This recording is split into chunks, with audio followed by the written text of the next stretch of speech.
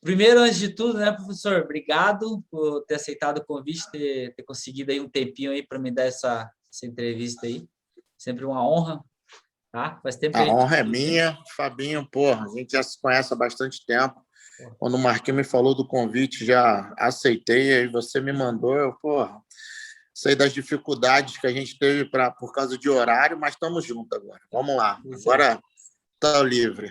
Tá. Professor, para começar, como é que eu conversei com o Marquinhos, então eu sei um pouco aí como que vocês se conheceram, mas na época o senhor já estava envolvido no meio do jiu-jitsu, né? Quando a história do Marquinhos começa ali. Mas Sim. como que é a história do professor André dentro do jiu-jitsu? Como que surgiu o jiu-jitsu na tua vida? Cara, eu comecei a fazer jiu-jitsu com 5 anos de idade. Meu pai treinou no Carson Gracie, a família toda do meu pai ali de Copacabana, eles moravam perto da Figueiredo ali, então meu pai foi lá treinar. Chegou à faixa azul, mas se apaixonou pela arte marcial. Meu pai é nordestino, então quem conhece um pouco do Nordeste sabe que todo mundo gosta de uma boa briga. E na cabeça dele era tipo assim, vou botar meu filho porque meu filho não vai apanhar na rua, né? Só que desde os 5 anos até agora, eu estou com 48, o jiu-jitsu só me abriu portas. E uma coisa que eu sempre falo, Fábio, não foi só jiu-jitsu, foi Deus, entendeu? Deus me botou as pessoas certas no meu caminho.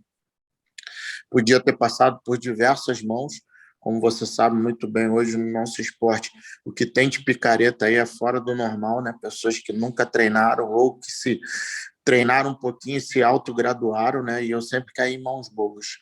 Eu não me lembro do meu primeiro professor, não sei o nome, era dentro do prédio que eu morava, você teria mais dos 7 até meus 14 anos eu treinei com o Walter Nogueira, que ele hoje ele é vermelho e branca pela confederação, é até o presidente da CBJJO, então tive essa honra com diversos outros professores lá, e dos 14 anos em diante eu comecei a treinar com o Del, né? E aí teve a minha migração para ir treinar somente com o Dedé. Quando eu vou treinar somente com o Dedé, não foi briga com o Del nem nada, isso eu gosto de deixar bem claro. Foi porque o jiu-jitsu me abriu uma porta para fazer faculdade. Eu fui atleta da Gama Filho, lutei pela Gama Filho. Muita gente não sabe, a gente tem uma rivalidade hoje sadia com a GF Team, mas eu já lutei pela Gama Filho, que hoje é a GF Team, né? Então, era uma das coisas que eu precisava fazer para continuar com a minha bolsa na faculdade, né? Então, as portas se abriram e eu tinha muitos amigos que treinavam jiu-jitsu, né? E já conheci o Dedé desses amigos porque a gente pegava onda junto. Meu apelido Marola vem de eu pegar onda junto. E o mundo do jiu-jitsu com surf é sempre paralelo, né? Uhum.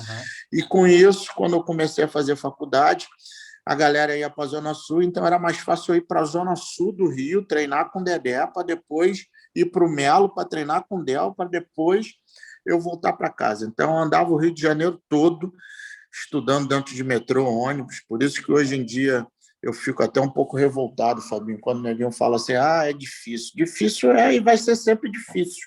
Nada vai vir fácil. O fácil é quando tu vem de um berço de ouro, vamos botar assim, você não precisa de tantos esforços. Mas eu andei de metrô e ônibus minha vida inteira estudando, tinha média, não podia ficar com menos de 7 na faculdade, tinha que treinar, tinha que competir, tinha que um montão de coisa, e eu consegui. Você está entendendo? Então, a minha entrada no jiu-jitsu foi graças ao meu pai, mas Deus colocou as pessoas certas no meu caminho, que eu consegui chegar onde eu cheguei hoje em dia, entendeu? Você foi sempre, digamos, guiado, direcionado, né? Pelas pessoas certas, assim, né? Isso aí. E eu ia te perguntar, né? Eu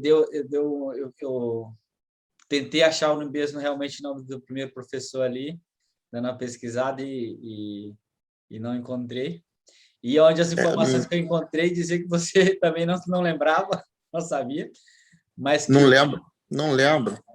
e o teu pai chegou até a faixa azul. Mas o teu pai é Isso. nordestino da onde? De Alagoas. Ah, é alagoano? Olha só. Alagoana. Minha mãe é mineira, eu sou Também tem. mistura. É. É que foi nascer no Rio daí? E é isso aí. E aí é mais uma sorte de Deus, tu vê, mesmo com a separação dos meus pais, minha mãe nunca me proibiu de treinar jiu-jitsu. E minha mãe se casou de novo, eu mais 5 irmãos, e todos os meus irmãos treinaram. Ninguém foi igual a mim, mas todo mundo treinou um pouquinho. Minha mãe nunca pegou o jiu-jitsu como uma coisa ruim, sempre foi uma forma educadora para mim e para os meus irmãos, sabe? É aquele, né? Ah, você não vai fazer dever de casa, não vai no jiu-jitsu, não vai fazer isso. Então, foi uma forma que me educou muito, entendeu? Uhum. Professor, eu ia até falar do apelido, né? A Marola. Uhum. Dizem que é porque quando você ia surfar, tu gostava só de pegar as ondas, as marolinhas ali, as Porra, ondas. eu tinha medo, cara. Como eu falei, a família do meu pai era ali de Copacabana, então a gente ia no verão sempre para ali, essas coisas todas. Então eu ia muito para praia, né? Rio de Janeiro, então sempre praia, surfei, comecei a pegar onda de bodyboard, né? Uhum. E aí a galera que eu conhecia, alguns treinavam, outros já treinavam até no Dedé, treinavam no Carso, outros amigos meus. E aí o apelido sempre pegou, Marola, Marola, ficava ali na beirinha e Tava ali, ficou né? a vida Pega- inteira. Pegando as ondas. Professor, a época, o professor lembra mais ou menos ali a época que o professor começou no jiu-jitsu, o ano ali? Cara, se eu não tiver enganado, assim, que traz na minha memória, que foi mais ou menos a década de 80, 1980, 81, mais ou menos, bem criança, e gente. Mas que traz as maiores recordações minhas é a partir de 86, 87, assim. Eu estou mais velho, né? Então você começa a lembrar de bastantes coisas, né? Antes era muito novinho, tu lembra que ia treinar, tua mãe te levava, essas coisas todas, mas depois dos 12 que tu lembra mais, porque aí tu já anda mais sozinho, tudo, né? E como que era o jiu-jitsu nessa época, assim? Já era uma coisa popular no Rio? Já... Não, não era não. Não era não. Era uma coisa bem da zona sul do Rio de Janeiro. Essa que é a verdade. Eu sou da zona norte, né, do Rio de Janeiro. Então, se eu falava que fazia jiu-jitsu, ninguém conseguia entender o que era, nem passava pela cabeça. Eram grupos restritos mesmo. Eu lembro de poucas pessoas. Era mais a galera do Fada mesmo, que dava aula ali no subúrbio, né? E a galera do Cássio dava aula na Zona Sul. Mas, devido ao jiu-jitsu, a proporção que a família Gracie levou, né? Então, na Zona Sul era mais fácil tu falar que fazia jiu-jitsu, que Uhum, tinha sempre alguém que já tinha escutado. Na uhum. Zona Norte era um grupo restrito mesmo, entendeu? Hoje, a gente tem essa difusão do jiu-jitsu tão grande, não só pelo lado competitivo, mas por toda a vida que o jiu-jitsu te traz, né, cara? Se você for analisar, a gente está sempre envolvido com saúde, bem-estar, a gente faz, querendo ou não, um trabalho mental muito forte, né? Como você mesmo falou, ficou meio down, mas com certeza seus amigos do jiu-jitsu te deram uma força, você tá entendendo? Mesmo que tu não fosse. Eu falo isso muito. Tem gente que paga academia só para ir para resenha, pô. Não quer Uhum. treinar, não quer aquecer, não quer faixa, não quer nada. Mas a resenha ele não falta de jeito nenhum. Ainda mais depois de jogo, né? Aí que ele não falta. É Só meio se que o time dele perder, né? é meio que uma terapia, né? Então o Quando, jiu-jitsu hoje quando eu tinha cresceu minha muito, academia, assim. quando eu tinha minha academia lá, eu tinha esses alunos que iam só para resenha aí. O cara aparecia só para resenha. Era engraçado isso aí. Via com o kimono, não suava, chegava atrasado. Né? Às vezes chegava no final da aula, mas realmente. Não, na verdade, depois que eu mudei ali, eu sempre mantive contato com o pessoal direto até hoje, né? Uhum. Ia ia subir uma vez por mês, lá, no máximo duas, mas eu sempre ia lá fazer o treino lá para me manter presente ali, né? Sim. Mas, professor, e o senhor falou que o senhor vivia na Zona Norte, né? Eu, na história do jiu-jitsu, a gente vê que quem levou o jiu-jitsu realmente para o subúrbio foi o Fada, né? Ele foi o Sim. responsável por... Os Gracie ficaram mais ali na nossa sul mesmo, e o Fada foi o cara que introduziu o jiu-jitsu no subúrbio, né? E agora o senhor falando... O senhor vem da, digamos assim, a sua linhagem, ela remete ao Fada, né? Sim, a nossa equipe, né, a Nova União, se você pegar ela pela toda a história dela, a gente é a única equipe no mundo que é a fusão dos dois, né? Tanto da linhagem Gracie como da linhagem Fada. Fada pelo Del, né? Pelo Geraldo Flores, que era até tio do Del, todo o professor do Del, e a gente vem do Dedé, toda a linhagem do Carson Gracie, né? Começando com o Rodrigo, que era aluno do Hollis Gracie, depois o Dedé treinou um pouco com o Hollis e acabou treinando com o Carson, né? Até Rickson, o Dedé lutava pela academia do Rickson, né? Era do Rodrigo, mas lutava pela academia do Rickson nos campeonatos. Professor, em que momento que, digamos que a questão competitiva começou a ficar mais assim, que o professor começou a se envolver mais com a questão competitiva do jiu-jitsu? Já naquela época já tinha competições assim? Você já via? Tinha, mas não tinha a frequência que a gente tem hoje em dia. Era muito mais esporádico, né? Você treinava, não tinha os recursos audiovisuais, né? Internet, vamos botar assim. Então, você necessitava ir para os campeonatos para ver o que cada um estava fazendo, para você tentar aprender naquele momento e tentar reproduzir. Foi assim que eu aprendi muita coisa, o Del aprendeu muita coisa, o Dedé, a gente conversa sobre isso. Era assim que a gente era criado, a gente pegava, olhava, tentava reproduzir na academia e chegar num denominador. Hoje você tem a facilidade da internet, mas as competições sempre existiram. E as competições eu acho que era mais acirrada, na minha opinião. Por quê? Hoje em dia a gente tem uma facilidade de todo final de semana estar lutando. Então, se hoje eu e você lutamos, semana que vem eu e você vamos lutar de novo. E na outra semana também. Na minha época, na década de 80 e 90, lutava eu e você, a gente não sabia quando ia lutar de novo, entendeu? Porque o próximo campeonato era daqui a 4, 5, 6 meses, entendeu? Com o negócio. Para tu ver, a gente acabou do Rio Inter agora, um campeonato grande, vai ter diversos outros campeonatos, mas você já tem o Internacional marcado aí daqui a 3 semanas, pô. Então, daqui a 3 semanas, eu sou macho, perdi para o cara, eu tenho a chance de lutar com o cara de novo no campeonato grande. Hoje... Então esse envolvimento do meu com competição sempre teve, porque eu sou uma pessoa competitiva. Eu gosto de competição, necessito de competição. Lógico que eu já saí daquela noia que tem que ganhar tudo, mas eu treino para ganhar tudo, entendeu? Essa que é a minha situação. E daí, naquela época tinha menos frequência as competições, né? Mas o professor já via, ou imaginava que fosse tomar, que essa parte competitiva fosse tomar essa proporção que tomou?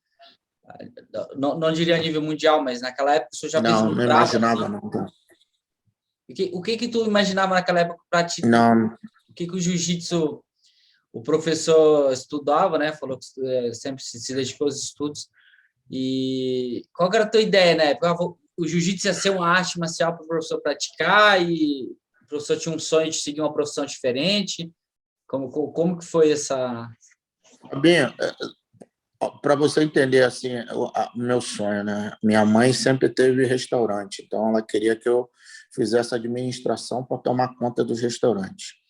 E como eu falei, ela nunca me obrigou a nada. Eu falei, não quero, e eu ia parar de estudar, eu ia concluir o 2º grau e ia parar. E aí Del e Dedé não deixaram. Na época tinha o Pedro Gama Filho, que era o dono da faculdade. O Dedé e Del conversaram com ele. E aí eu fui, entre aspas, obrigado. Era o sonho do Del ter um aluno formado em alguma coisa, e tanto que eu só peguei a preta quando eu me formei. Eu me formo em 96, final de 96, o Del me dá a faixa preta.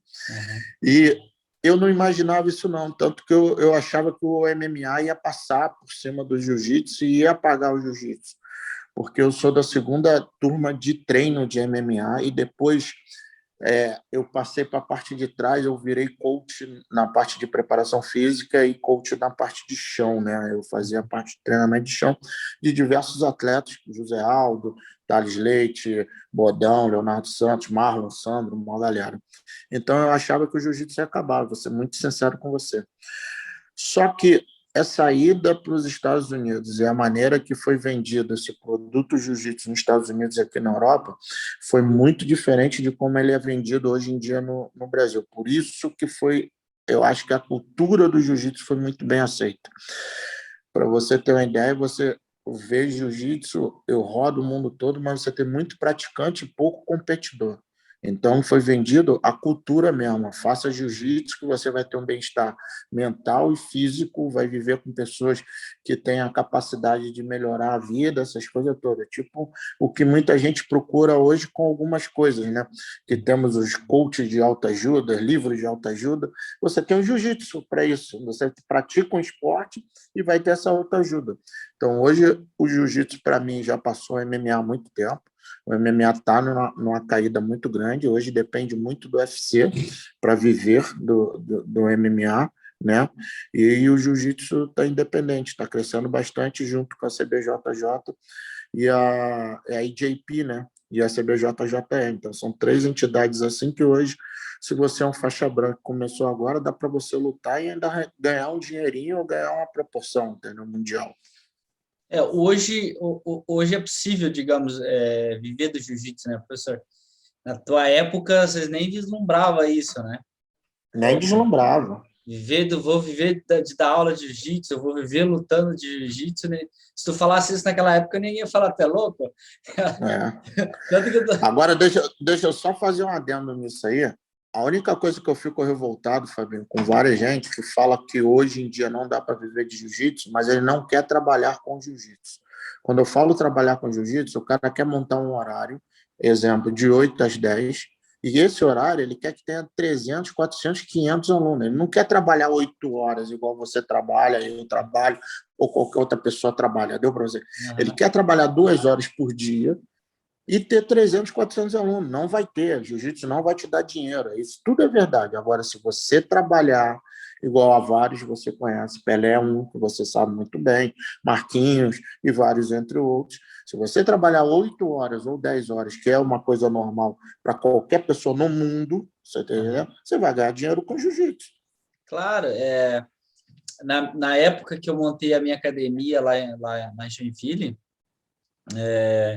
eu dava aula das 6 da manhã, e o meu primeiro aluno era às 6 da manhã, aluno particular, até a meia-noite. Uhum. Eu começava o dia com um aluno particular, terminava o dia com um aluno particular, e nesse meio eu treinava, fazia preparação física, dava aula, porque eu lutava, né? Na época o Pelé, a gente estava com MMA também, mas o Pelé nunca deixou a gente largar o jiu-jitsu na época, né? Então eu dava aula, entre um treino e outro eu dava aula de jiu-jitsu, né? E eu tinha minha cara.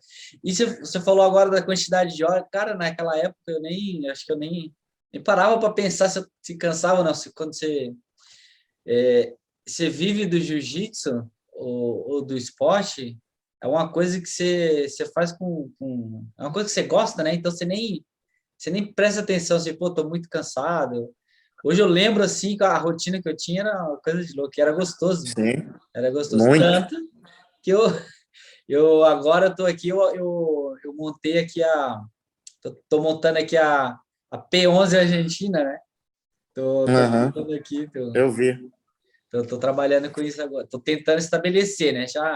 Já venho plantando uma semente aqui, uma turminha, foi crescendo, foi crescendo. Hoje aí já tem uns 12 cabeças aí, a gente já tá... Tive que botar em stand-by agora por causa da questão da pandemia e tal, mas tô com tudo armado aqui. Ô, professor, e para quem não sabe, o professor é formado em que o professor é formado? Sou formado em Educação Física pela Universidade Gama Filho e fiz 2 pós-graduação, uma em treinamento, né, e outra para grupos especiais, que era o que eu gostava de trabalhar na academia, que era para cardíaco, diabético, hipertenso, essas coisas. Entendeu? Então, além de me formar, eu fiz essas 2 pós-graduações. Aí, quando eu pensei em começar um mestrado, doutorado, aí foi quando eu fui com a galera do UFC, comecei a viajar, essas coisas todas, aí não dava para você conciliar. Né? Ô, professor, ali nos anos 90, né, a Nova União era uma equipe, né, naquela época tinha uma repercussão muito grande na parte competitiva, né? Aqueles internos que a Nova União fazia, que praticamente eram o cara que participasse, o que saía daquela seletiva ali da Nova União para lutar os campeonatos, dificilmente não era campeão. E depois deu uma com a vinda do MMA, com o MMA deu uma, não diria enfraquecida, mas deu uma Diminuído. deu uma diminuída. E aí depois o professor surge dentro da Nova União, tocando essa parte. Como é que foi que começou? Foi uma reunião interna da Nova União? Como que o professor... Porque o professor deu aquela ressurgida na parte competitiva da equipe, né? E começou a... O que aconteceu foi isso que você falou, Fabinho. Nós crescemos, essa que é a verdade, todos nós. E aí o MMA começou a nascer, todo mundo já, os mais velhos, porta fechada, vale tudo, essas coisas todas. Eu fiz porta fechada, fiz vale tudo, um montão de coisa, mas o MMA começou a crescer na década de 90, né, graças ao Royce Gracie, né, e começou a surgir muitos convites. E como você sabe muito bem, a nossa equipe não é uma equipe da galera que tem dinheiro. Sempre todo mundo foi dificuldade, correria, era, como você mesmo falou, você deu aula o dia inteiro, no meio disso tudo, você ainda treinava, competia, que não sei o quê, era a vida da gente.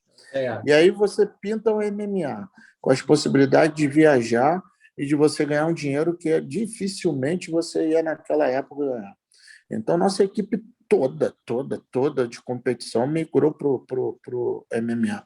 Migrou porque os títulos que tínhamos abriam portas que trazia mais dinheiro para a gente. E eu fui com esse bonde. Primeiro eu fui para lutar, lutei Chotô, fiquei treinando, ajudei muita gente a competir, tudo, mas não pintava oportunidades. E aí vim para a parte de trás, que foi onde eu comecei a fazer a preparação física da galera e viajar com eles, ajudar na parte de chão.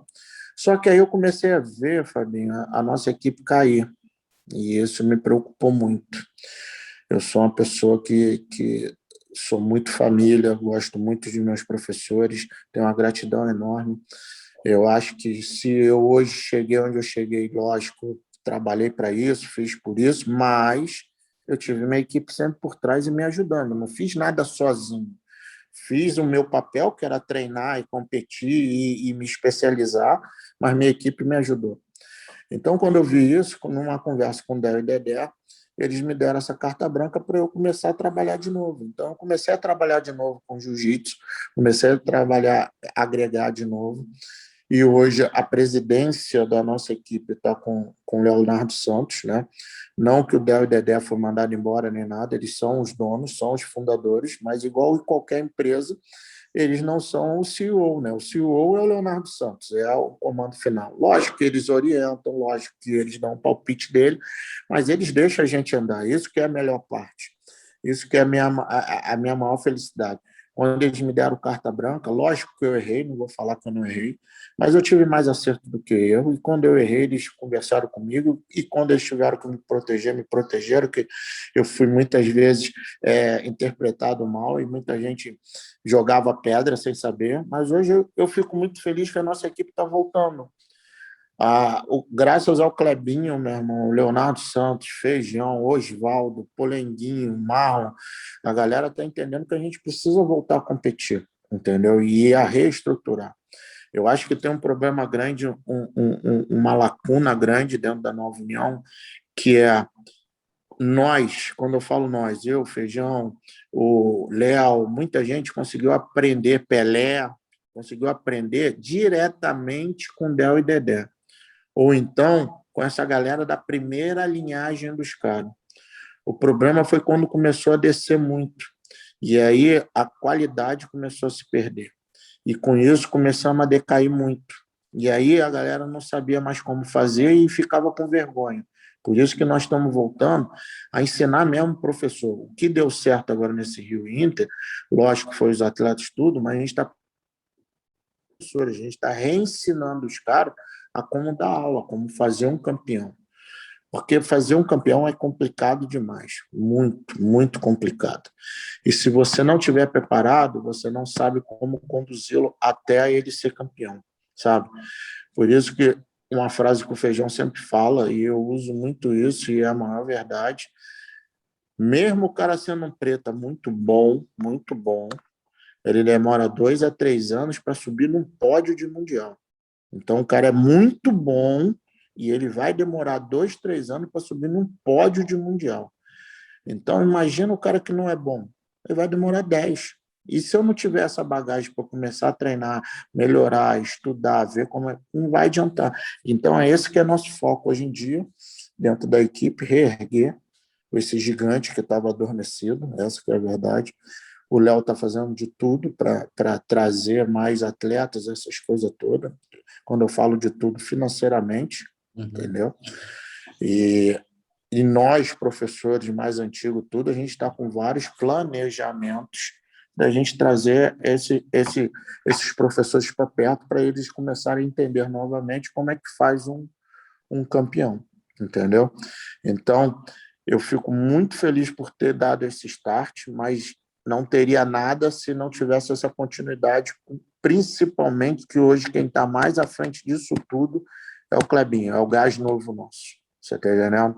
É o cara que está levantando a bandeira mesmo, está com gás e a gente fica atrás, tipo, tá certo, não, dá um passinho para trás, não, agora pode falar isso, e a gente fica ali na salvaguarda dele, entendeu? Fica ali no backstage, né? Você É falou que isso aí. agora o Léo é o CEO, né? Mas, pô, tava na hora de dar uma férias, dar um descanso aí pro Del, pro Dedé, né? Pô, deixar os caras ficar de conselheiro um pouquinho, né? Não, pô. Graças a Deus. Cara, a melhor coisa da nossa equipe, Fabinho, sabe o que é? A diretoria e os dois fundadores não têm ego. Você está entendendo? O ego que inflama. O grande problema do jiu-jitsu, eu falo sempre, é o ego. Tu sabe muito bem disso, né? O cara pega a faixa preta, tem gente que, nossa, parece que nunca perdeu um campeonato, que bateu em todo mundo, que não sei o quê, e tu não lembra dele treinar. Não é lutar, não. Tu não lembra dele treinar. Você está entendendo? É o ego da pessoa. E nossos fundadores e o Dedé não tem isso, né, cara? Eles entendem muito a situação, abrem mão e conversam e vai. E o Léo é a mesma coisa e nós somos a mesma coisa. Tanto que a gente está falando do Clebinho, tu podia estar falando de mim, podia estar falando do Feijão, mas eu, Feijão, Fábio, André, a galera, a gente sabe que hoje tudo isso é graças ao Clebinho, você tá entendendo? Então tem que louvar quem é de direito. Você falou do Feijão, estava lembrando aqui agora de um camping que eu fiz contigo, lá em Blumenau. E o 3 dias. Feijão? Aham. Ah, Rapaz, aquele camping lá foi uma riqueza, viu? Meu, tava você, tava o Feijão, se eu não me engano, tava o André Bastos também. foi o André. Nossa, que camping, aquele lá marcou. Tá a parte física, o professor passou a parte física, fez a gente subir, descer a escada, e foram 3 dias ali de muito aprendizado. Aquilo ali me fez ver o tanto que é importante esses seminários, esses agrupamentos, assim, porque é muita troca de experiência, né? E foi legal também porque tive a oportunidade de ver o Pelé receber um Dan na faixa lá também, Sim, foi bem bacana. Professor, e o Léo Santos, como é que tá? Tem tido contato com ele? Tem tido? tem, direto. Direto a gente conversa. O bom é que essa diretoria que está hoje, é o que a gente mais fala, o que é mais forte na gente é a nossa amizade, não é hierarquia. O Marola é mais graduado, não tem essa história entre a gente, sabe? Existe, sim, um grau de amizade, a gente, graças ao Dedé, isso eu falo muito, o Dedé ensinou para todos nós que tem que ter diferença. Eu, amigo do Fabinho, eu mais graduado do que o Fabinho, você está entendendo? E eu funcionário do Fabinho, porque eu poderia estar dando aula na sua academia. E são 3 pessoas diferentes que a gente tem que tratar de 3 maneiras diferentes. Quando eu estiver falando com o meu patrão Fabinho, eu não posso estar falando igual com o meu amigo Fabinho. Não posso, você tá entendendo? Porque são momentos diferentes. Então, isso é uma coisa que eu, Léo Santos, Feijão, Osvaldo, Clebinho, sabe, Fábio, André, a gente entende muito bem entre a gente qual é o momento de cada um. Tanto que eu brinco sempre com o Léo. Léo, quem está falando aqui é seu amigo. Léo, quem está falando aqui é teu funcionário. Léo, aqui quem está falando é o mais graduado. Você entendeu? Para deixar... Eu brinco com ele, mas ele entende muito bem, ou o Feijão, quem for. Porque a gente necessita entender que tem essas 3 partes de qualquer convívio. Você está entendendo? É igual homem e mulher. Você está aí com a tua esposa. Tem hora que você é o amigo dela, tem hora que você é o marido dela, e você tem hora que vai ser o homem da casa. Não adianta. Você está entendendo? E você tem que saber conciliar essas partes todas. Aí tem hora que a gente é o empregado também, né? Também, não. Pô, nem fala. Manda a gente assim, grita mais alto, mas vai lá e faz. É isso aí mesmo. E o Fábio Andrade? Na época que o professor começou a dar essa reestruturada no jiu-jitsu, qual que foi a participação do nosso Fábio Andrade aí nessa? Cara, ele aceitou de prontidão. Na época, ele tinha a maioria dos nossos atletas competidores, né? Tanto que a gente fazia os treinos todos lá no Garnier, né? Que eram os treinões do Garnier, famosos treinos lá do Garnier. E o Fábio sempre levava a galera toda dele. Marcinho, todo mundo ia lá treinar, você entendeu? Foi onde nos consolidamos bastante. O Fábio sempre foi uma peça fundamental, não só como professor, mas como um termômetro, porque a gente sabe das dificuldades que ele tem para formar os atletas dele, da onde ele vem, tudo. Então, muitas vezes a gente achava que não ia dar algo e o Fábio virava, peraí, eu venho de tal lugar, minha dificuldade é essa, e eu consigo, e agora você está falando que não consegue? Ou vice-versa, que a gente achava que ia dar, peraí, não dá, não sei o quê, eu preciso de mais disso, mais daquilo. Então, o Fábio é um termômetro dentro da equipe. É um cara que agrega muito a amizade, né? O cara fora do normal, que está sempre querendo ajudar. É um cara quisto e querido por todas de outras equipes, né? Então, isso é uma facilidade muito grande de trabalhar com o Fábio. Hoje, segue treinando aquela parte ou dedica alguma parte à questão daquela parte de defesa pessoal do jiu-jitsu? Ou o professor migrou totalmente aí para essa parte competitiva da arte marcial? Para mim é fundamental, Fabinho. Só que deixar claro para você uma coisa. Hoje, para mim, existe dois tipos de jiu-jitsu, tá? Uma pessoa que não vai competir nunca e uma pessoa que vai competir. Então, essa pessoa que vai competir, eu não vejo que ela tenha uma necessidade tão grande de aprender tanto defesa pessoal. Você está entendendo? E uma pessoa que não vai competir, eu vejo que ela tem uma necessidade muito grande de aprender defesa pessoal. Na minha época, lá atrás, no verão, como não tinha campeonato de jeito nenhum, era a hora que a gente tirava a parte de cima, ficava só de calça e fazia muita taparia, defesa pessoal, várias coisas. Eu acho que isso é fundamental, tanto que a nova união, né, a nossa equipe, a aula básica, né, a introdução do cara dentro do jiu-jitsu, ele fica 2 semanas fazendo defesa pessoal. Não defesa pessoal com soco e chute, e sim defesa pessoal com jiu-jitsu. Ele não começa na parte de chão, porque a gente acha que, para quem nunca treinou, é uma coisa muito estranha. Deita aí, fecha a perna ainda, sabe? Mas a gente começa a introduzir, se o cara segurar teu braço, se o cara te abraçar por trás, se o cara tentar te dar um soco, se o cara tentar te dar um chute, tudo você fazendo defesas que levaria essa pessoa para o solo. E juntamente nessa parte introdutória tem a parte que você caiu também, como você levantaria, uma levantada técnica.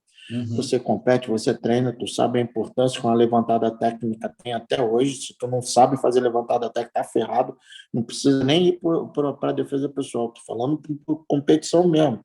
Vai ficar apanhando ali no chão, você tá entendendo? Então, maneiras que a pessoa tem como fazer uma levantada técnica, tudo isso. Então, ela fica 2 semanas ali, pensando que ela tem de 2 a 3 aulas por semana, então ela teria umas 6 aulas iniciais de defesa pessoal, depois que ela vai começar mesmo no programa do jiu-jitsu. Então, hoje, para a nossa equipe, para mim, a defesa pessoal é muito importante. Agora, depende para quem você está falando. O cara já entra na tua academia e fala que quer ser competidor, ele vai fazer defesa pessoal, mas não vai fazer muito, ele vai fazer algo que sirva ali para a competição. Agora, o cara que entrou, estou dando exemplo de um cara que é médico, entrou tudo, ele pode fazer ali quantas aulas for de defesa pessoal, que vai sempre ajudar ele ali no dia a dia dele, essas coisas todas, ou treinando, ou no dia a dia de rua, essas coisas todas, entendeu? Entendi. Não, é porque a gente vê tão pouco assim, né? Muitas academias aí, a gente vê que eles não treinam muito, mas estava falando da sentada técnica. Eu dou aula aqui com o pessoal e eu sempre faço toda a aula eu faço uma parte do aquecimento, eu introduzo ali uma parte de... Eu costumo chamar de parte de mobilidade do jiu-jitsu, onde eu coloco a sentada técnica, né? Quando a gente faz aquela parte de rolamento, lateral, de frente, eu sempre coloco ali a sentada técnica junto, aquela parte de mobilidade do jiu-jitsu que eu acho muito importante ali. Até para o cara soltar um pouco ali, deixar o quadril mais solto ali, né, professor? Para poder fazer as posições depois.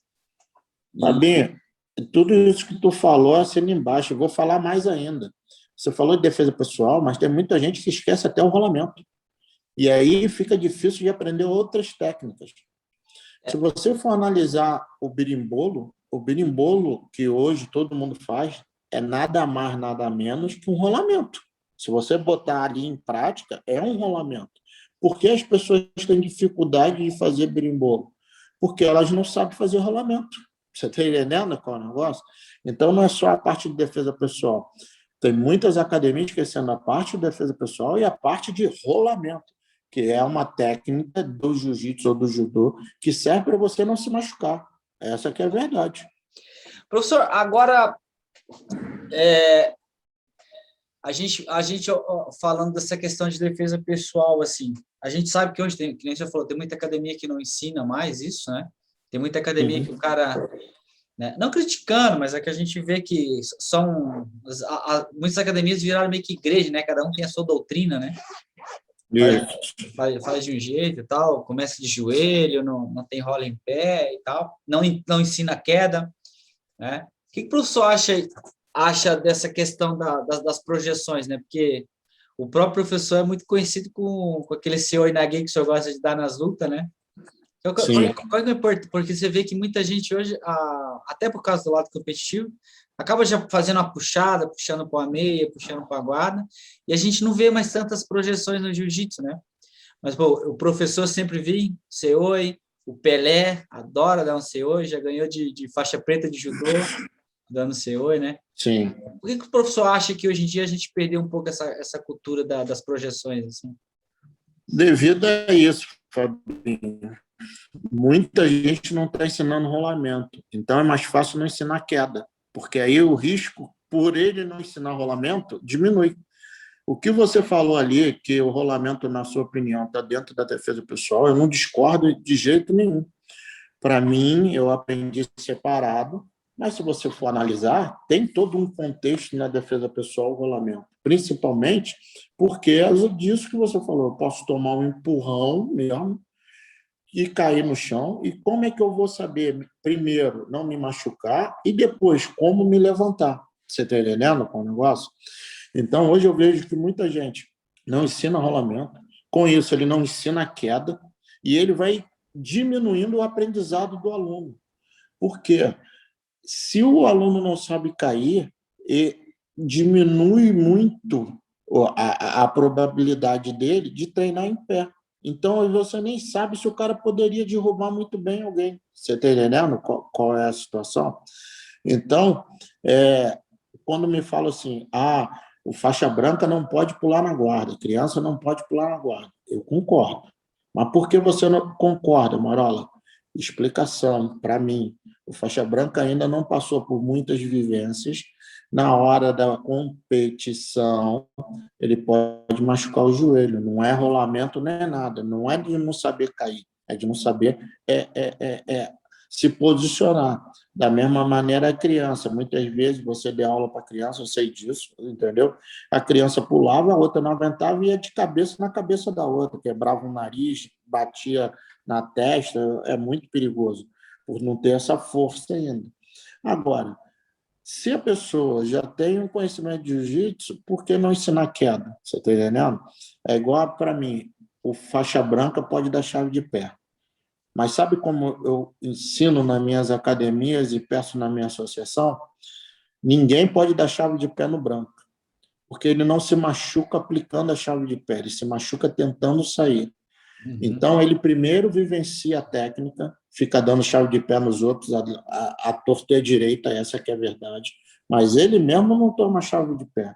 Para quando ele ter a faixa azul, ele começa a tomar a chave de pé, então ele começa a vivenciar aquela situação. E aí, o faixa azul pode dar americano e leg lock, no marrom e no preto. porque o preto precisa ter a noção de saída. Então, ele começa a vivenciar aquela técnica, mas ele não vivencia a técnica tomada. Então, ele diminui o risco de se lesionar. Com isso, ele tem aprendizado. E a gente entende muito bem, Fábio, pelo menos é assim que eu penso. Depois que eu aprendi a dar o armlock, eu começo a entender como saiu o armlock, porque eu entendo que toda vez que o meu cotovelo sai, eu não consigo finalizar. Então, na minha cabeça, a minha saída é o quê? Tirar o cotovelo. Então, muitas vezes, o faixa branca pensa que tem que arrancar o braço, e ele só precisava tirar o cotovelo ou amassar. Então, por isso que eu acho que tem que ter esse aprendizado, você está entendendo? Então, ele não, o jiu-jitsu começa em pé. Pelé, eu sei que é da minha escola também, então vamos ensinar rolamento para todo mundo, vamos fazer isso. Lógico que, se eu sei que tem um iniciante, eu vou chegar para o Fabinho, Fabinho, não dá queda nele não, porque ele não sabe cair. Mas é um iniciante, é uma coisa particular. Ah, mas já tem um branco lá de 8 meses. Fabinho, crava de cabeça, Fabinho. Ele tem que aprender a cair de qualquer jeito, meu irmão. Você está entendendo? Porque na hora, não é campeonato, na hora da luta ele vai ter que saber se virar, se proteger. Você está entendendo? Além de um outro fator. Quando a gente fala de competição, esse cara que nunca treinou queda, ele vai tomar uma queda. Sabe por quê? Ele não sabe o que é uma queda. Então, ele nem se prepara para se proteger.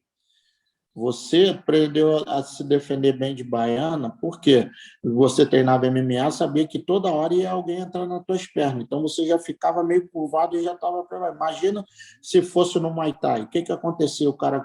Tu estava lá na academia várias vezes lá.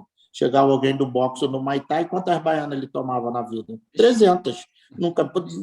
Nunca entendeu por que se defender de entrar nas pernas.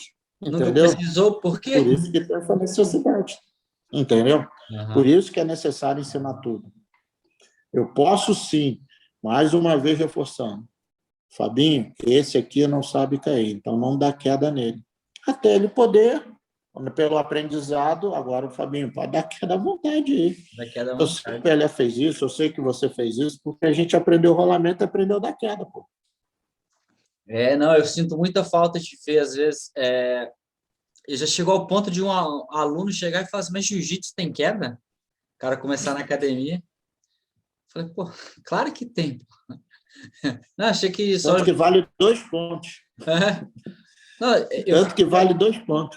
Não, já teve cara que começou que acha que jiu-jitsu é só achar, não, porque eu fui na academia e a gente começava sempre de joelho lá e tal. Falava, não, pô, jiu-jitsu começa em pé, você vai pro chão. Como é que você vai levar o cara pro chão? Você começa em pé. Como é que você vai levar ele lá para baixo, né? Aí você vai começar a desenvolver o teu jogo, mas você tem que levar o cara para baixo primeiro, né? E você vai levar ele como? E esse é meu maior medo, ô Fabinho, que essa história hoje em dia de não treinar defesa pessoal, meu medo é o cara ter que se defender na rua, não é arrumar briga, eu acho que a gente tem que se defender na rua. E ele segurar a camisa do cara e se jogar para trás para fazer guarda, você tá entendendo? Achando que a loucura que ele vai fazer, tomando chute, bico, essas coisas todas. Não, eu conversei, eu fiz uma conversa dessa com o Bruno Bastos, né? E ele falou uma coisa que eu achei bem bacana. Ele falou que ele mostra a posição, né? E ele faz essa questão, tipo, agora eu vou te mostrar como que seria numa situação de risco, como que você usaria essa posição. Ele faz essa questão, né? Ele falou que a parte competitiva, né, dele chega a ser no máximo 20% dos alunos dele são os que competem, né? E eu acho que isso é uma unanimidade ou é quase uma constância, né, professor? A maioria das academias, né, a parte competitiva é a menor parte, né, do corpo da academia ali, os que competem. Cara, eu vou te dar isso aí que eu estou falando são dados da IBJJF, tá? Só 12% de todos os praticantes de jiu-jitsu do mundo competem. 12%. 12% é um número muito pequeno. Para a quantidade de praticantes no mundo inteiro. E se você parar para analisar, eu pelo menos conhecia a academia do Pelé muito bem, era cheia bastante, mas não tinha 40 competidores. Era ali vocês 10 ali, era 4, 5 que era sempre, e 5 que... Hoje, esse eu vou, entendeu? Porque tu tinha 10 ali que ia, mas o Pelé tinha muito mais de 60 alunos, mas muito mais. Eu vou te falar que na minha academia, que é o que a gente montou lá no Costa Silva, eu tinha 70 alunos de jiu-jitsu, eu tinha 3 que lutavam campeonato. Aí, tá vendo? E olha E que por quê? os que mais lutavam eram meus guri, porque os meus guri eram os que mais lutavam. Sim. Eu comecei a dar aula para o moleque quando ele tinha 5 anos, e aí quando eu fui, Uhum. quando eu fui para Bombias, o Pelé assumiu, né? E o moleque luta até hoje, o moleque agora está com 15. E começou a treinar com Uhum. 5 anos de idade, hoje é azul, né? E Uhum. compete direto, direto. E ele era um dos que lutavam nos campeonatos. Aí de vez em quando tinha esse que o professor falou. Ah, esse campeonato eu quero ir. Porque a gente sempre falava assim, ó. Eu gostava de estimular para você ter uma experiência, o contato, ter a sensação, sentir aquela adrenalina. Não quero que você seja um lutador, um competidor, né? Mas que você tenha aquela experiência de sentir como é que é estar dentro de uma competição, né? Então, eventualmente, um ou outro aluno meu sempre acabava fazendo uma competição, eles faziam. Porque eu acho, Fábio, isso eu estou falando, a Nova União hoje trabalha por associações, né? Hoje eu tenho a minha associação, Pelé faz parte da associação do André Bastos e assim vai. Temos diversas associações. Na minha associação, só existe uma possibilidade de pegar preto. Em algum momento da sua vida, você tem que ter competido. Uhum. Mas por que você fala isso, Marola? Porque eu acho que quando o faixa preta chega num tatame, ele se torna uma referência. Ele não precisa ser o melhor, ele não precisa ganhar todos os campeonatos, mas ele é uma referência para muita gente dentro do tatame. E o jiu-jitsu hoje não é só baseado em treinos, é baseado em defesa pessoal, ele é baseado em competição. E aí eu vou te falar, se eu estiver mentindo, pode falar, tá, Fabinho? Mas a primeira competição, tu esquece teu nome, vai esquecer teu nome, tu não sabe onde tu tá, daqui a pouco te dá uma sede louca, vontade de ir no banheiro, você está entendendo? Então, você só vai saber disso tudo que eu estou falando, que tu está balançando na cabeça e falando, porra, é verdade mesmo, porque você passou por isso. Você está entendendo? Porque você passou por isso. Como é que você é uma referência dentro do tatame, você está entendendo? Você é uma faixa preta. Aí o cara vai e fala, pô, vou competir, o que tu acha? Tu não sabe o que passar pro cara, tu não sabe o que falar pro cara.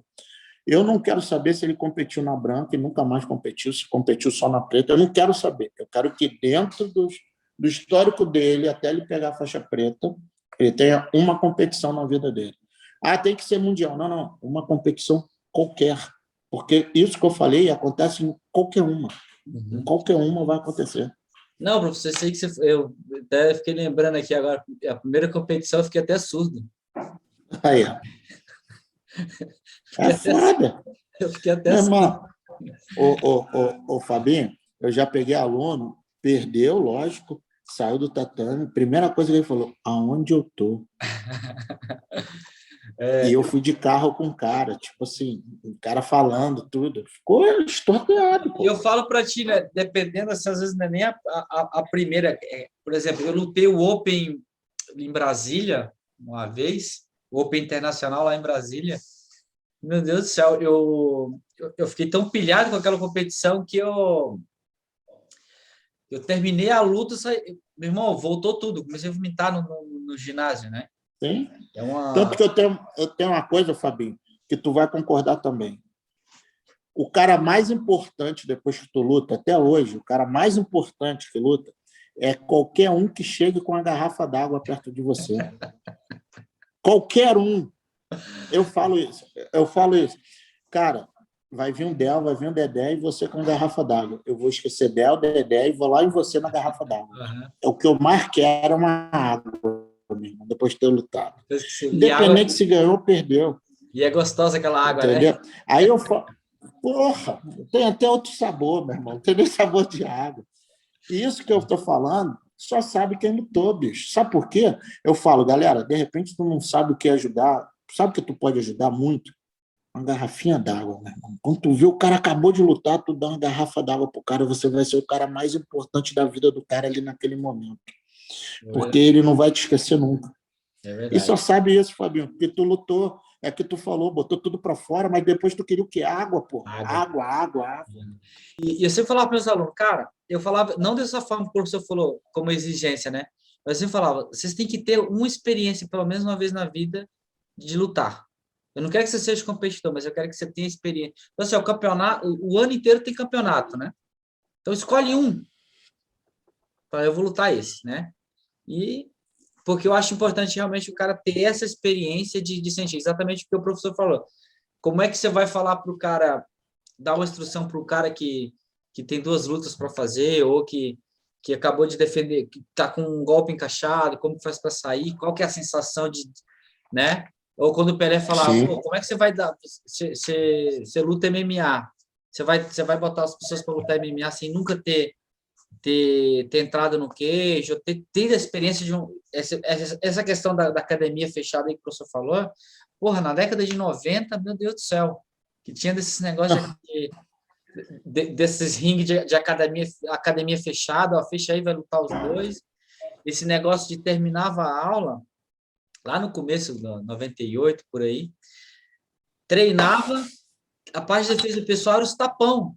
O professor falou agora, sim, deixa eu passar um filme agora, vai um de frente com o outro aí, vale dar tapa de mão aberta. E eu lembro que a primeira luta, porque eu comecei na academia da Carson Grace.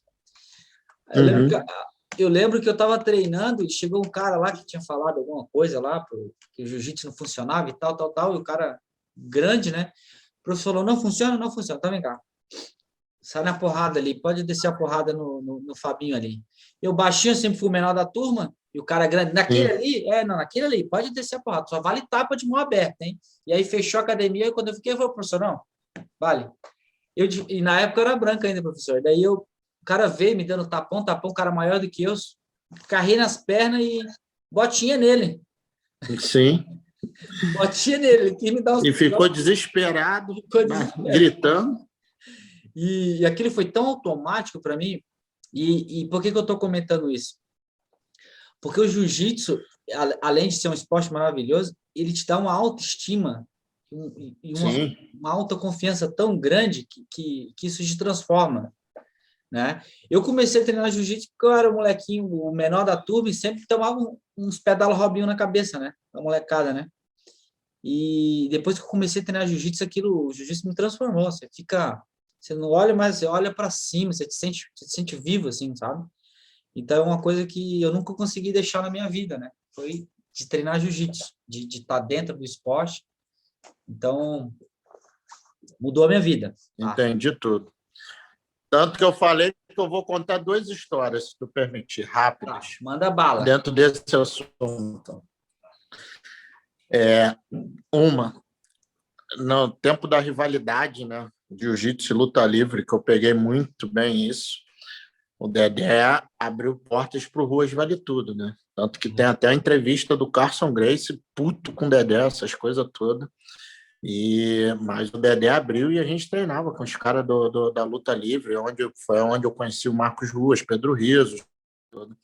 A gente ia para um campeonato, Fabinho, que, tipo assim, porque eu tô falando isso, da autoestima, sacou? Você acha que tu treina jiu-jitsu e ninguém pode te matar, né? A gente ia para um campeonato que o Cromado fazia, meu irmão, na Ilha do Governador, que era o antro da galera da luta livre, ia eu, Marlon, Thales, Louro, CP, tipo, meia dúzia de gato pingado contra os caras da luta livre, no negócio que era um ferro velho, meu irmão. Tinha um ringue de boxe lá atrás. A gente ia lutar, meu irmão. E a gente nem pensava que ia morrer. Tipo, a autoestima era tão grande que a gente ia lá lutar com os caras, sacou, meu irmão? Da luta livre, no âmbito dos caras da luta livre, e tu não pensava. E a autoestima, para mim, foi outra coisa que me ajudou muito a fazer amizade, né? Eu não sei jogar bola, não sei jogar vôlei, eu sei lutar, né? Mas sempre no colégio eu participei de todos os futebols, todo vôlei, todo basquete, tudo. Porque na hora que caía na porrada, Marola! Sempre tinha isso, meu irmão. Eu era o único que sabia lutar, meu irmão. Então, essas histórias que são boas e a autoestima que o jiu-jitsu nos dá nos traz isso, sacou? Isso é verdade, isso é verdade. Jiu-jitsu, o Pelé sempre falava assim, ó, só Deus e o jiu-jitsu salva. O Pelé sempre falava Só, mas ninguém. E daí, uma vez eu lembro que a gente estava assistindo a luta do Thales Leite, eu não lembro contra quem, que eu sei que ele toma mó perrengue. mó perrengue. No final, ele cata o cara no katagatame. E aí o Pelé tá vendo? Quando não é É Deus, é o jiu-jitsu, jiu-jitsu. Entendeu? Mas tá vendo? isso aí. O é Deus é o jiu-jitsu que salva.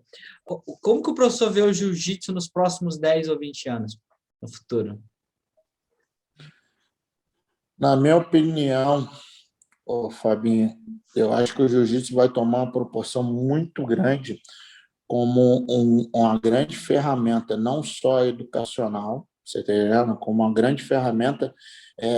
Eu não sei se a palavra certa é essa, mas é pela parte médica, sabe? Uma parte que o jiu-jitsu te dá, essa autoestima, esse controle, entendeu? Porque o grande mal do mundo que hoje a gente tem são as doenças psicológicas, né, cara? Então, o jiu-jitsu vai ser como um remédio, vamos botar assim, para essas doenças psicológicas todas. Eu vejo várias pessoas hoje em dia que eu conheço que estavam com depressão ou que tinham eram muito tímidas, né, pouco introvertida, né, sempre. E você vai para o jiu-jitsu, você já começa a melhorar seu perfil, entendeu? Então, eu acho que a parte competitiva sempre vai crescer, porque todo ser humano gosta de uma competição, ou para assistir ou para participar, tanto que você vê que diversos campeonatos hoje são vendidos pela internet e tem um público muito grande para ser que compra isso. Você vê que o Fightwear é uma coisa que está crescendo bastante. Você vê que a parte da internet está crescendo bastante, entendeu? Então, a competição vai continuar, mas eu acho que o jiu-jitsu daqui a 10, 20 anos ela vai tomar a proporção desse lado, educacional mesmo, visto que lá nos Estados Unidos, no Brasil, aqui na Europa, você já tem vários colégios de crianças já botando no jiu-jitsu como uma forma de educar, entendeu? Através, lógico, de toda a doutrina, a hierarquia, a parte que o jiu-jitsu vai te trazendo até de raciocinar melhor, entendeu? O negócio. E esse lado que eu não sei como seria a expressão, mas essa cura das doenças psicológicas que são as grandes doenças que tem hoje em dia. Lógico que tem as doenças físicas, como hipertensão, cardiopatia, diabetes, que isso o jiu-jitsu vai te ajudando a diminuir. Não sei se você sabe, esse foi até um motivo que o Dedé voltou a dar aula. O Dedé estava parado, não estava fazendo nada, e quando ele foi fazer os exames, estava diabético, hipertenso, você entendeu? E só estava faltando estar cardíaco. Então, estava hipertenso e diabético. O médico falou, ou você volta a fazer alguma coisa ou tu vai morrer. Aí ele falou, não, tá tranquilo, vou voltar a dar aula de jiu-jitsu e vou treinar. Já não está mais diabético, não está mais hipertenso. Você está entendendo com o negócio? Uhum. Então, o jiu-jitsu tem esse lado, eu não sei a expressão certa, mas esse lado de cura, vamos botar assim, você está entendendo? Tanto mental como físico, entendeu? E mais esse lado de educação. A parte educacional é bem evidente, né? Porque eu acho que a parte educacional a gente já tem ela evidenciada, né? Em vários países, em várias camas da sociedade, porque, né? A gente vê o jiu-jitsu servindo como ferramenta para mudança de vida para muita gente, como ferramenta de orientação também, porque ajuda a formar um cidadão, por mais que o cara não se torne um competidor, mas ele se torna uma pessoa melhor, né? Então, ele como ferramenta social, de auxílio social, ele já está aí, né? E a parte educacional, com certeza. Professor, regras do jiu-jitsu, tá? Hoje, Sim. o que tu acha das regras atuais? Você acha que está conforme com as regras hoje que são usadas nas competições, ou você acha que poderia ser aperfeiçoada de alguma forma? Algumas regras específicas, não vou abranger tudo, mas alguma coisa que você fala. Isso Sim. eu tiraria, isso eu mudaria para deixar o jiu-jitsu mais dinâmico. Antes de eu falar sobre esse assunto, Fabinho, só quero deixar claro uma coisa. A única coisa que eu acho errado da regra são os professores ou atletas que reclamam da regra, sabendo que naquele campeonato a regra era daquele jeito. Hoje a gente tem campeonatos da Frograp que vale batistaca. E a gente não pode reclamar se entrar nesse campeonato, porque vale batistaca. Então, eu acho que a regra, independente da entidade, ela é legal, você está entendendo? Ela abrange tudo. Pode não ser a melhor regra, mas hoje a gente está cada vez mais chegando próximo dessa perfeição. O quadro de arbitragem está melhorando bastante. Eu acho que cada vez mais a profissão árbitro está botando que os árbitros estudem cada vez mais. Então, pela IBJJF e pela AJP, eu vejo que você ter que estudar sempre é uma exigência deles, você está entendendo com o negócio? Até para você poder trabalhar. Então, isso é legal. Mas eu, Fabinho, aí é uma opinião do Marola árbitro, eu mesclava 3 regras.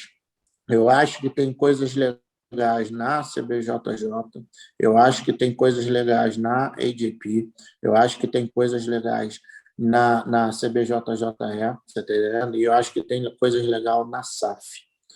Então, eu pegaria essas coisas legais e formaria uma regra única, de mais fácil entendimento. Marolo, o que você mudaria? Primeira coisa que eu mudaria era a relação ao double pull. Eu botaria 2 pontos para quem subisse primeiro. Por quê, Marola? Eu acho que a luta se torna mais dinâmica. Você está entendendo com o negócio? Então, isso é da CBJJE. Na SAF, existe um gesto, que é um gesto de movimento do braço, quando você vê uma pontuação. Por que você acha isso legal, Marola? Muitas vezes um atleta do Fabinho está lutando, um atleta do Joãozinho está lutando. O Fabinho acha que foi ponto, e o cara do Joãozinho acha que não foi ponto. E o árbitro não faz nada em todas essas entidades, tirando a SAF. E aí, na hora que ele dá ponto ou ele não dá ponto, sempre vai ter um lado desgostoso. Na SAF, se eu ver um ponto, eu sou obrigado a fazer esse gesto, como eu estivesse contando 1, 2, 3. Como fosse aquele gesto do telecat que você via o cara fazendo 1, 2, sabe? No wrestling tem muito esse gesto também de contagem. Então, isso para mim é um facilitador, mostrando para todos que eu estou vendo um ponto ali, que esse ponto pode se transformar ou não. Acho que eu abri já a contagem na minha cabeça, você está entendendo qual é o negócio? Então, isso seria uma coisa da SAF.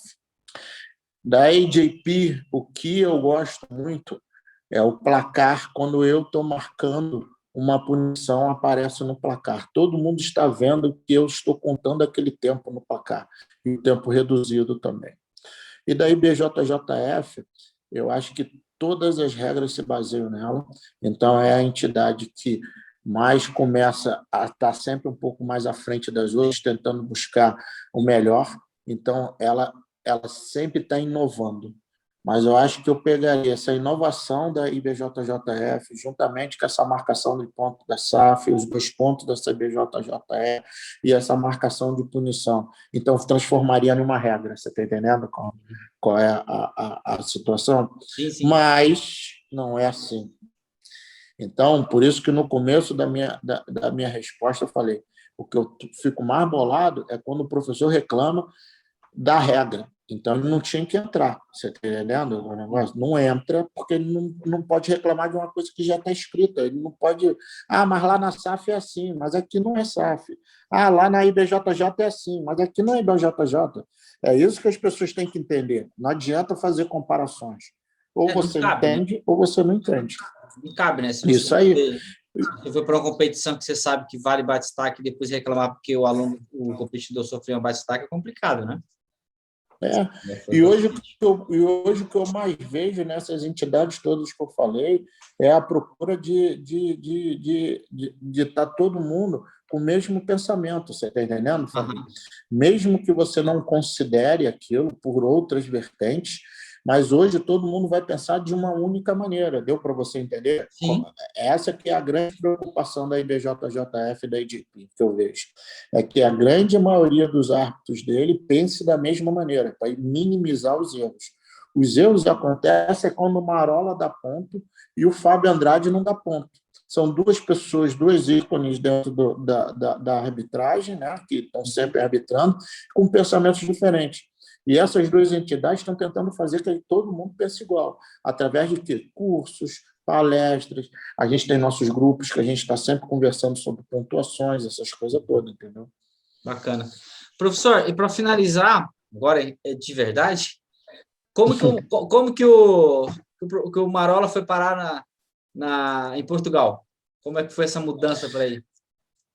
Cara, há 6 anos eu estou vindo aqui para a Europa direto Uhum. para trabalhar e arbitrar o europeu, essas coisas todas. Desde 2015 eu estou vindo para cá. E aí, em 2020, vim para cá, estava fazendo tudo, tanto que daqui eu ia partir para o PAN, lá nos Estados Unidos. Minha passagem era daqui de Portugal para a Califórnia.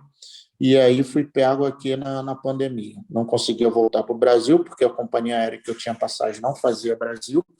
E eu tinha que comprar uma outra passagem e, como todos, acreditamos que aquilo ia passar. Não, daqui a pouco vai passar. E estamos na segunda pandemia, né? E aqui em Portugal até deu uma regressão. Mas aí eu já tinha 2 amigos aqui, o Gabriel e o Pastor, os dois da Nova União, e eles começaram a trabalhar, começaram a tirar documento, isso era março, e aí eu comecei a gastar o dinheiro que eu tinha feito aqui com seminários, com trabalho, né? Estava com a minha namorada aqui, tudo, então o dinheiro começou aí, março, abril, maio. Aí eu, pô, vou tirar esses documentos, vou arrumar um trabalho. Arrumei um trabalho aqui, não trabalho com jiu-jitsu hoje em dia aqui em Portugal, até pelas dificuldades de campeonato, academia que não pode abrir, essas coisas todas. Mas tomei a decisão de ficar e estou muito feliz, você está entendendo? E como você falou, cara, e eu sei que você acredita, é Deus, cara. Você tá entendendo? Se não tivesse pandemia, eu sempre estava querendo ir embora, mas não ia para lugar nenhum, porque o meu círculo vicioso de trabalho estava muito perfeitinho. Você sabe muito bem. Em outubro eu estava aí por causa do Oktoberfest. Não, mentira, para ver o Marquinhos. Eu ia para ver o Marquinhos, tem nada a ver com Oktober. Mas eu ia para Oktober, aí em Blumenau, e ficava no Marquinhos, a visitar o Pelé, e a os amigos todos aí, né? Tudo. Então estava sempre aquela rotina. Aí eu ficava, pô, sair da rotina, poxa, é difícil. Aí a pandemia veio, me pegou, falei, agora que eu vou sair mesmo dessa rotina aqui e vamos que vamos. Vai ter que ir Estou vai ter... feliz, bastante feliz. Que bom, que bom, que bom. Eu lembro, eu até comentei com o Marquinhos, falei, pô, Marquinhos, o seminário com o Marola era sempre em outubro, né, cara? Ele falou, porque ele gostava, como ele gostava do outubro, eu sempre marcava para outubro, que daí ele já unia as duas Já coisas. matava os dois. Bom, agora que está na Europa, pega o trem e vai quando tiver liberado aí, vai na Oktoberfest de Munique. Não, isso já está nos meus planos, já está nos meus planos. Com Bom, vários amigos lá, já na Alemanha, já. Aqui, graças a Deus, tenho bastantes amigos em vários lugares, entendeu? E aí, agora é esperar essa pandemia acabar. que o professor já é um cidadão do mundo, né? Canadá, Estados Unidos, Portugal, então, tipo, já virou um cidadão do mundo já. Sim. Né? Então, Olha o que o jiu-jitsu me proporcionou. Nunca pensei isso na vida, Fabinho. olha, Isso é sério mesmo, nunca pensei mesmo. Eu achava que ia ficar ali na Zona Norte, Zona Sul, e ali em São Paulo voltar, e hoje o mundo eu viajo para todo que é lugar, graças ao jiu-jitsu. é isso aí, cara. O jiu-jitsu transforma vidas, né? Olha só, você é uma prova viva disso. Professor, Sim. muito obrigado, tá? Obrigado demais, o papo. A intenção era contar um pouco da tua história, mas também não se ater tanto a detalhes, né? Porque eu queria mais essa resenha mesmo, assim, trocar uma ideia sobre um pouquinho de cada coisa e alcancei o objetivo, tá? Te agradeço demais aí pelo teu tempo. Espero que se tu novembro estiveres no Brasil, já vou estar lá de volta, né? Que eu vou para o verão, né? Uhum. Vou para trabalhar o verão, que agora eu vou lá, trabalho o verão e volto, né? Estou tentando implementar aqui quero fazer crescer isso aqui e espero que a gente possa se ver para você assinar meu diploma, né? Tá. Lógico, lógico. Fabinho, eu que agradeço, prazer, torcendo aí para tudo dar certo na sua vida aí, não só aí na academia, podcast, família, tudo. E sabe que tu tem um amigo aqui, o que precisar, tamo junto, como sempre. Tá bom? Aquele abraço aí a todos. Pelé, meu amigo, saudade. Um abraço. Um abraço, professor. Fica com Deus. Até a Um próxima. abraço. Tchau. Tchau.